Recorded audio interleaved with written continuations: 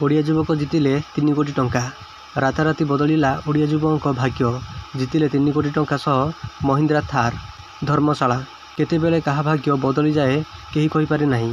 लोक अनेक समय गेम खेली थांती। वर्तमान आईपीएल चलुथिबा बेले ऑनलाइन बेटिंग बजार सक्रिय हो उठिछि। एथिरे अनेक बेटिंग जीति कोटिपति हेबार खबर आसे। जाजपुर जिला धर्मशाला ब्लॉक बड़काएम पंचायतर कुलमणि राइतंग पुओ अनिल राइत बेटिंग करी कोटिपति होइछन्ती। से 3 कोटी टंका सह महिंद्रा थार जीतिछन्ती।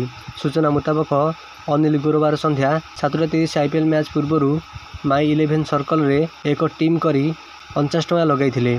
खेल शेष हेबा परे राति प्राय 11टा समय से 3 कोटी टंका सह महिंद्रा थार जीतिथिबा बेले 1 नंबर रे रहिथिबा जानिबाकु पाइथिले। कंपनी पक्षरु तांकु जोगाजोग करा जाय अकाउंट खोलिया पई कुहा जायथिबा से कहिसंती। एही घटनाକୁ ନେଇ ସ୍ଥାନୀୟ ଅଞ୍ଚଳରେ ବେଶ ଚର୍ଚ୍ଚା ରହିଛି।